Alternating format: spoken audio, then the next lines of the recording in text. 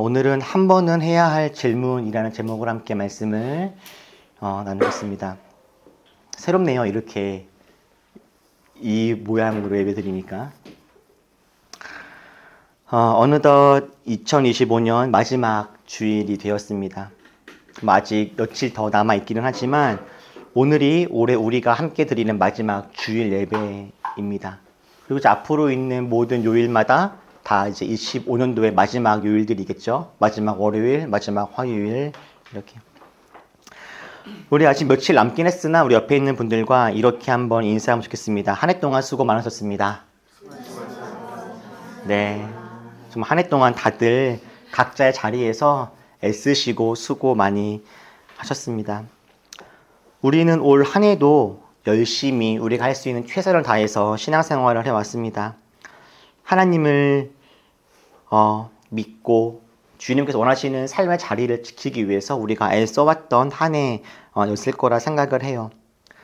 그러나 그럼에도 불구하고 우리가 함께 처하고 있는 상황과 또 우리 주위에서 벌어지고 있는 일들을 돌아보면 우리 역시도 하나님이 정말 올 한 해 주님의 일들을 이루시고 계신가? 하나님이 정말 살아 계신가? 이런 고민이 들 때가 없지 않죠. 하나님이 계시다면 왜 세상에는 아직도 여전히 말도 안 되는 억울한 일들이 일어나는가? 왜 여전히 착한 사람들이 고통을 당하고 악한 사람들은 아무 일 없이 잘 살아가는 것처럼 보일까? 정말 우리가 믿는 그 하나님이 정말 우리 기도를 듣고 계실까? 정말 하나님은 나를 알고 나를 사랑하실까? 이런 고민들을 여전히도 하게 됩니다. 이러한 질문들을 보통 신학에서는 신정론이라고 부릅니다. 전능하고 선한 신이 존재한다면 왜 세상에는 악과 고통이 존재하는가? 라고 하는 질문에 답을 하는 학문이 신정론이라고 하는 부분이에요. 이런 신정론의 고민이 드는 그 이유는 하나님을 잘 믿고 따르는 사람들 앞에서도 우리가 정말 잘 해결할 수 없는 현실들이 우리 앞에 있을 뿐만 아니라 하나님이라고 하는 분의 모습을 우리가 잘 돌아보았을 때 풀리지 않는 몇 가지의 이야기들이 있기 때문입니다. 우리는 하나님을 믿습니다. 그래서 하나님은 존재하신다라고 우리는 여기고 있죠. 존재하시는 하나님은 존재만 하실 뿐만 아니라 전능하신 분이십니다. 그분은 그 전능하심으로 우리를 사랑하시죠. 그런데 이 세상에는 무고하게 고난당하는 사람들이 존재합니다. 이 네 가지의 명제 하나하나를 돌아보면 아니라고 이야기할 수 있는 것들이 없음에도 불구하고 이 네 가지가 동시에 공존한다라고 하는 그것이 참 너무 이상합니다. 하나님이 존재하시고 전능하시고 사랑하시는데 어떻게 이 땅에 무고한 고통이 있을 수가 있으며 어떻게 하나님을 잘 알지 못하거나 하나님을 무시하는 악한 사람들이 잘 되는 모습들이 보여지는가라고요. 하나님을 정말 잘 믿고 따르는 사람들의 삶 속에 저렇게 참혹한 어려움이 있는 이유는 무엇인가? 그것을 사랑이라고 말할 수 있는가? 라고도 표현하게 되는 거죠. 그러다 보니 사람들은 저 네 가지 명제 안에서 한 개씩, 두 개씩 자기가 가장 옳다 여기는 부분들을 삭제해 나가기 시작합니다. 어떤 사람들은 고난과 현실을 바라보면서 하나님은 존재하지 않으실 거야 라고 그렇게 생각합니다. 그렇게 무신론자가 되어가는 사람들이 있죠. 하나님이 만드신 온 세상과 우리 인간의 마음과 여러 가지를 보았을 때 하나님이 존재하지 않으신다라고 말하는 건 너무 어렵다. 그러나 이 땅의 이런 모습을 돌아보니 하나님은 전능하지 않으시다. 이렇게 이야기를 하는 경우들도 있습니다. 더 이상 하나님은 전능하신 능력으로 역사하시는 것이 아니라 존재하신다 할지라도 더 이상 아무 일도 하지 않으신다. 이 땅을 만들어만 놓고 주님은 저 위에서 그냥 손 놓고 지켜보고 계신다.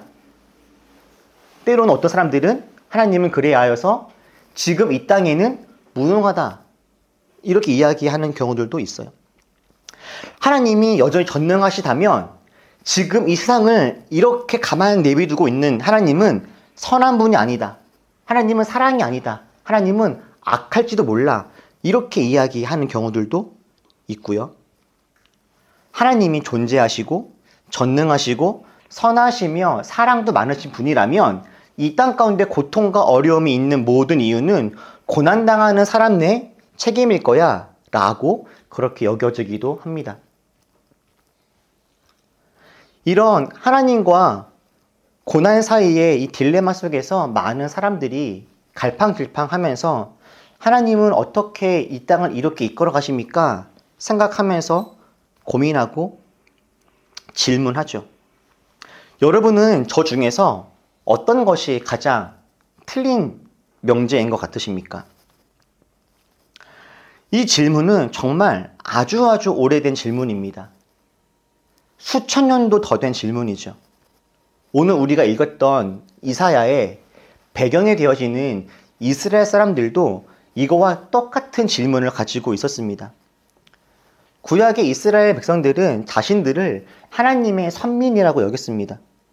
하나님이 우리를 택하셨고 우리 편이시며 다른 주위에 있는 여러 나라들 중에서도 우리를 특별히 사랑하셔서 우리를 지켜주실 거라는 확신이 있었습니다. 특별히 다윗과 솔로몬 시대를 지나면서 그 확신은 점점 더 강해졌죠. 우리는 점점 더 크고 힘 있는 나라가 될 것이며 우리의 하나님은 우리 주위에 있는 그 어떤 나라와 어떤 신보다 강한 분이어서 우리들은 망하지 않을 거야. 이렇게 이야기하면서 생각을 했어요. 우리는 망할 수가 없다. 하나님이 계신데 어떤 나쁜 일이 일어날 수 있겠는가? 이런 생각들이 이스라엘 사람들 마음속에 가득히 심어지게 되었죠. 그들은 지금의 영광이 다윗과 솔로몬으로 이어진 이 나라의 영광이 영원할 것이다 라고 착각을 했습니다. 저는 그들의 그 모습이 낯설지 않습니다. 이 영광이 영원할 것 같다라고 하는 그 착각 말입니다. 제가 20대 때 사역을 시작했을 때 엘리베이터가 없는 4층짜리 건물의 교회에서 사역을 시작했습니다. 저는 첫 사역을 중고등부로 시작했는데 그때 교회에서는 중고등부실이 없다가 교회 옥상에다가 중고등부실을 만들어 주었습니다. 그래서 무슨 판자 같은 걸 쌓아서 옥상에다가 집을 하나 지어서 중고등부실을 써라 이렇게 했어요. 제가 담당이 중고등부다 보니까 제가 그 공세에 올라가서 청소하고 닦고 쓸고 아이들 맞이할 준비를 하는데 제가 그 교회에서 그 옥상까지 올라갈 때 한 번도 계단을 한 계단씩 올라간 적이 없습니다. 2개나 3개씩 밟고 올라갔습니다. 그때는 한 칸씩 밟고 올라갈 만한 여유도 없었고 넘치는 에너지를 주체할 수 없어서 막 2개, 3개씩 밟으면서 막 뛰어 올라갔던 그런 기억이 나요. 수련회 같은 것을 하면 잠을 거의 자지 않고 아이들과 떠들거나 놀았습니다. 그때는 뭐 주일날 바빠서 점심을 굳이 먹지 않아도 그렇게 뭐 배고프다라는 느낌도 없었어요. 근데 그때마다 옆에서 선배 목사님들이 저한테 그랬습니다. 그러다가 큰일 난다. 건강 챙겨라. 죽는다. 막 이런 이야기 했어요. 그때는 그런 말들이 감사하긴 했으나 제 마음 깊이 새겨지진 않았습니다. 하지만 그 당시만 하더라도 제 체력은 영원할 것만 같았거든요. 그런데 여러분들도 지금 이렇게 보시다시피 그 제 착각은 오래가지 않습니다. 이제는 저 계단도 한 칸씩 올라가고요. 밥을 안 먹으면 배고프고 조금만 잠을 안 자도 피곤합니다. 이스라엘도 마찬가지였습니다. 이스라엘도 다윗과 솔로몬으로 이어지는 그 나라 영광이 오래가지 않았습니다. 이스라엘은 아수르와 바벨론에 의해서 나라가 멸망당합니다. 성전은 무너지고 왕은 끌려가고 백성들은 포로가 됩니다. 그 이후에도 아수르, 바벨론, 페르시아, 헬라, 로마 이르기까지 아주 긴 세월 동안 이스라엘 백성들은 나라 없는 민족으로 포로로 노예로 살아가야 했어요. 그렇게 아수르에게 바벨론에게 잡혀서 포로로 살아가고 있을 그때 이스라엘 사람들 마음속에 생겨났던 아주 큰 질문이 바로 이 질문입니다. 하나님은 살아계시는가? 하나님은 우리를 버리신 건가? 하나님이 존재하지 않으시는 것은 아닌가? 하나님이 아수르나 바빌론이 섬기는 신들보다 혹시 약하신 건 아닐까? 전능하지 않으신 건 아닐까? 이런 고민들을 이스라엘 사람들이 하게 된 거죠. 그러면서 그들은 서로에게 묻습니다. 정말 우리가 믿었던 그 하나님, 모세에게 율법을 주시고 우리를 가나안 땅으로 인도하신 그 하나님이 정말 전능하시고 살아계신 사랑 많으신 하나님 맞습니까? 하나님은 여전히 우리 편이 맞습니까? 라고 질문하게 된 거죠. 그리고 오늘 우리가 읽었던 본문 이사야서 59장은 이스라엘 사람들의 이 질문 앞에 하나님이 하신 대답입니다. 주님은 뭐라고 대답을 하십니까? 우리 1절 같이 읽어볼까요? 자, 시작. 주님의 손이 짧아서 구원하지 못하시는 것도 아니고 주님의 귀가 어두워서 듣지 못하시는 것도 아니다. 하나님은 이스라엘 사람들에게 여러 명의 주님의 사람들을 보내셔서 말씀하십니다. 내가 약해진 것이 아니다. 내가 너희에게 무관심한 것도 아니다. 라고. 그리고 이어서 충격적인 말씀을 해주세요. 오직 너희의 죄악이 너희와 너희 하나님 사이를 갈라놓았다. 이스라엘은 하나님께 물었습니다. 하나님 왜 침묵하십니까? 주님 정말 살아계신 것이 맞습니까? 라고요. 근데 하나님은 오히려 되물으시는 거예요. 너희는 누구 편으로 살고 있었냐? 라고요. 너희는 정말 나를 믿고 있었던 것이 맞느냐? 라고 말입니다.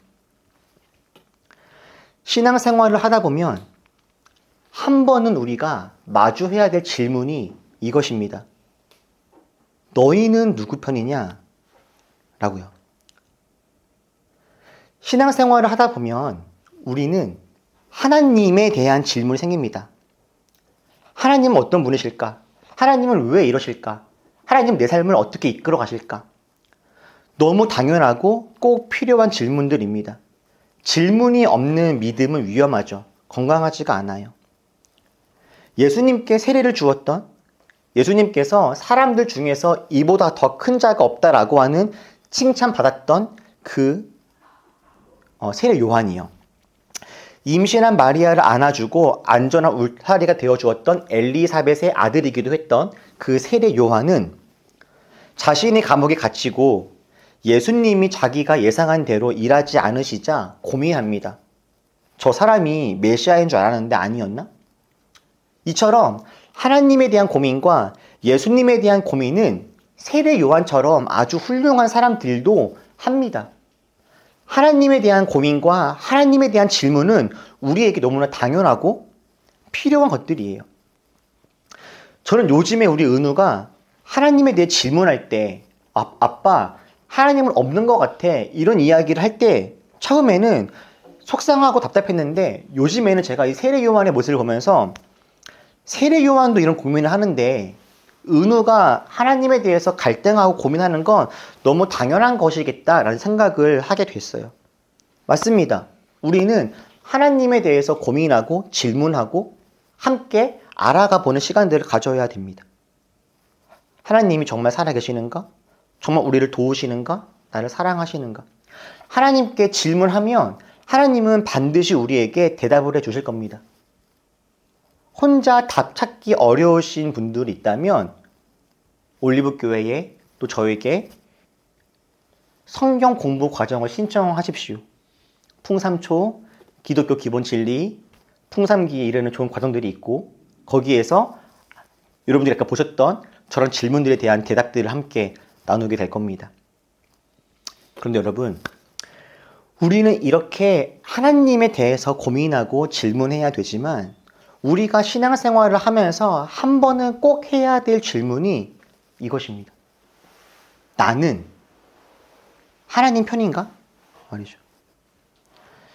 하나님에 대한 질문은 그에 대한 대답을 가지고 옵니다. 하나님은 우리가 주님을 알아가려고 할수록 하나님을 잘 알아갈 수 있는 길들을 열어주시죠. 그런데 그보다 정말 더 중요한 건 나는 하나님 편인가? 라는 겁니다.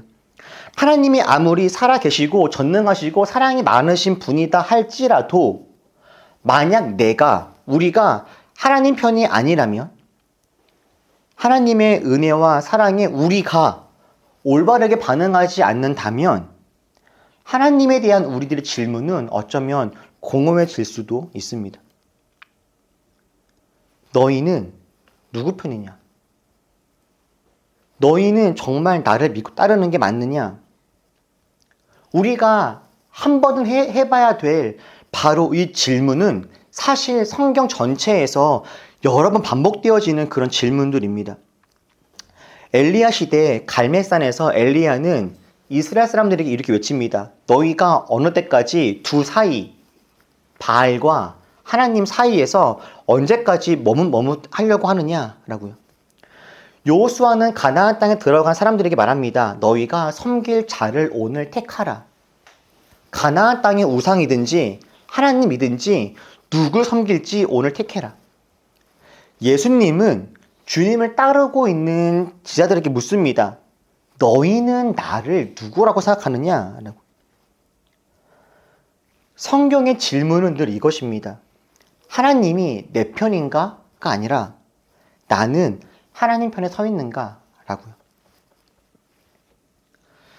사랑하는 여러분, 하나님에 대해서 질문하자고 이야기하는 이유는 질문하고 대답을 찾아가다 보면 우리는 반드시 하나님의 사랑과 전능하심을 발견할 수 있게 되기 때문입니다. 우리가 하나님에 대해서 안다고 해서 물론 하나님의 그 뜻과 계획들을 우리가 다 수용하지 않을 수는 있습니다. 하나님은 우리가 이웃사랑 하시길 바라고 우리가 주님 따라서 사랑과 공의의 삶을 살아가라고 말씀하시지만 우리가 그것을 알고도 싫어할 수는 있죠. 그러나 하나님에 대해서 알아가려고 하고 질문하고 답을 하다 보면 하나님 자체에 대해서 부정하는 건 정말 쉽지 않을 겁니다. 우리가 정직하게 반응하고 정직하게 주의 뜻을 알아가려고 하다 보면 하나님에 대해서 우리는 넉넉하게 알아갈 수 있을 거예요. 하나님이 우리를 사랑하신다라고 하는 이 사실은 이미 충분히 증명되어 있습니다. 하나님은 우리를 사랑하셔서 이미 이 땅에 인간의 몸을 입고 오셨고 우리를 대신해서 십자가에서 죽으셨습니다. 하나님의 우리를 향한 사랑은 의심할 여지가 없는 너무나 많은 증거와 이야기들이 있죠. 그런데 우리가 하나님 편이 아니라면 하나님도 우리를 어찌할 수가 없습니다. 아무리 비가 많이 내려도 그릇이 뒤집어져 있으면 그 그릇으로 아무리 많은 빗물을 담을 수 없는 것처럼 하나님이 우리를 아무리 사랑하셔도 우리가 하나님 편에 서 있지 않으면 하나님의 사랑과 은혜는 누릴 수가 없는 거죠. 사실 우리가 만나는 고난에는요, 여러 가지 이유가 있습니다. 하나님을 잘 믿고 따르고 있음에도 불구하고 정말 그냥 하나님이 주시는 고난들도 있습니다. 가령 사무엘상에 나오는 사무엘의 어머니 한나가 경험했던 그런 고난들이 있어요. 한나라고 하는 사람은 하나님을 잘 믿고 따르는 사람이었습니다. 근데 당시에 여성으로서 반드시 해야 될 마치 여성으로서의 어떤 의무와 책임처럼 알고 있던 아이를 임신하고 낳는 그것을 한나가 할 수 없었어요. 한나는 불임이었습니다. 그런데 성경에서는 한나가 아이를 낳지 못하는 이유를 하나님이 막으셨다라고 이야기합니다. 한나에게 아이를 낳지 못하는 것은 큰 고민이었고 아픔이었는데 그 아픔을 준 장본인이 다름 아닌 하나님이었다라고 이야기하는 거예요. 하나님은 한나에게 하나님의 뜻을 알게 하기 위해서 잠시 임신을 막으셨고 한나가 하나님의 뜻을 헤아리자 그제서야 한나에게 아이를 주셨습니다. 이처럼 하나님이 주시는 고난들이 없지 않습니다. 있습니다. 그런데 하나님이 주시는 고난에는 특징이 있습니다. 반드시 하나님은 우리가 감당할 수 있는 만큼만 우리들의 성장과 성숙을 위해서만 그 고난을 허락하신 분입니다. 마치 부모가 아무리 전능함이 있고 아이를 사랑함이 있어도 아이의 성장과 성숙을 위해서 아이가 감당할 수 있는 수준의 것들은 혼자 해볼 수 있도록 두는 것처럼 때로는 아이가 아플 때 아이가 싫어하고 무서워할지라도 주사를 맞히는 것처럼 아이는 왜 나에게 엄마 아빠가 주사 맞는 고통을 허락하십니까? 라고 그렇게 우리를 원망할지라도 부모님들은 아이를 위해서 그 주사 맞는 수술하는 고통을 허락하는 것처럼 우리의 유익을 위해서 하나님이 잠시 우리에게 고난을 허락하시는 경우들이 없지 않아요. 다만 하나님은 결코 우리 팔을 부러뜨리거나 잘라내지는 않으십니다. 그냥 아무 이유 없이 우리 팔을 우리가 견디지 못할 정도로 함부로 아프게 하지 않으십니다. 하나님이 우리에게 고난을 허락하시는 경우가 없지는 않으나 모든 고난을 다 하나님 탓으로 돌리면 안 되는 이유가 바로 이것입니다. 고난이라고 하는 단어는 두 글자밖에 안 되는, 두 음절밖에 안 되는 간단한 말이지만 각 사람이 경험하는 고난의 시간과 강도와 아픔과 영향력은 너무 다양해서 우리가 이 고난이 누구로부터 왔다라고 한 가지로 정리할 수는 없는 그 이유인 거죠. 고난이 오는 이유는 자신의 죄나 실수 때문인 경우들도 없지 않습니다. 마치 저 뜨거운 거 만지지 말아라 이야기했음에도 불구하고 뜨거운 것을 만져서 아이가 화상을 입는 것처럼 하나님이 우리에게 조심해라, 쥐듣지 말아라 말씀하셔도 우리가 죄를 짓거나 실수함으로 인해서 생기는 아픔들도 있어요. 대표적으로 다윗이 그러했죠. 다윗이 주님 안에서 죄를 짓고 실수했을 때 다윗의 삶이 힘들고 어려운 풍랑 속으로 흘러간 적이 있습니다. 주님께서 원해서 주신 고난이 아니라 다윗의 죄나 실수로 말미암는 일들이 고난이라고 하는 여러 가지 흐름 속에서 생겨날 수 있는 거예요. 뿐만 아니라 우리가 아무리 주님을 잘 믿어도 이 세상이 여전히 죄로 가득해서 어쩔 수 없이 당하게 되어지는 그런 일들도 있습니다. 우리가 살아가는 이 세상은 나만 잘한다고 되어진 세상이 아닙니다. 내가 아무리 잘 살고 있다 할지라도 우리는 서로가 서로에게 너무나 밀접하게 연결되어져 있는 사이죠. 그래서 누군가의 죄와 실수는 누군가 그 사람에게만 영향을 주는 것이 아니라 우리 모두에게 영향을 미칩니다. 그래서 누군가의 죄, 누군가의 실수, 아주 옛날 사람들의 죄와 영향력들이 시간이 지나고 흐름이 지나서 누군가에게 영향을 주고 아프게 하는 일들이 일어날 수도 있고, 그리고 우리가 다 헤아릴 수 없고 이해할 수 없는 신비와 같은 고난과 악의 문제들도 물론 있죠. 이렇게 우리 삶 속에 고난이나 어려움이 올 때 그 이유를 찾는 건 사실 쉬운 일이 아닙니다. 저 네 가지가 함께 어우러지고 크고 작은 영향들을 주고받으면서 그렇게 우리는 삶의 크고 작은 문제들을 맞닥뜨리게 될 거예요. 그런데 이때 중요한 건 고난이 우리에게 찾아온 이유가 무엇인가를 알아내는 것보다 더 중요한 건 고난이 왜 왔을까? 하나님이 이것을 나에게 왜 허락했을까가 아니라 내가 여전히 하나님 편에 서 있는가 하는 겁니다. 왜냐하면 우리가 어떤 이유로 고난을 당하든지 간에 설령 내가 지금 경험하고 있는 이 고난과 아픔이 설령 나의 죄로 말미암은 것이라 할지라도 내가 지금 하나님 편에 서 있기만 한다면 하나님은 결국 우리를 회복의 길로 이끌어 가시기 것이기 때문입니다. 어떤 이유로 우리가 지금 어떤 상황을 만났든지 간에 우리가 지금 하나님 편에 있기만 하면 하나님은 결국 우리를 회복의 길로 이끌어 가십니다.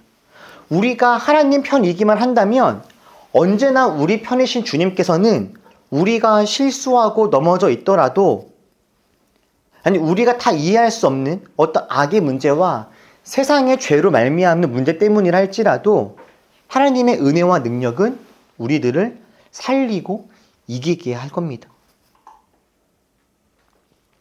사랑하는 우리 올리버 여러분, 이제 한 해가 저물어 갑니다.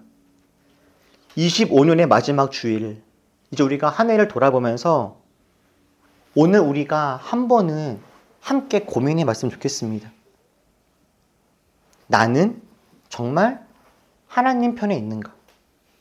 나는 정말 하나님 편에 있고 싶은가? 이미 지난 시간들은 되돌릴 수가 없습니다. 잘한 건 잘한 대로, 잘못한 건 잘못한 대로 영원이라고 하는 그 시간 속에서 기억되게 될 겁니다. 그런데 감사한 건 앞으로의 시간은 우리가 아직도 선택할 수 있다라는 거겠죠.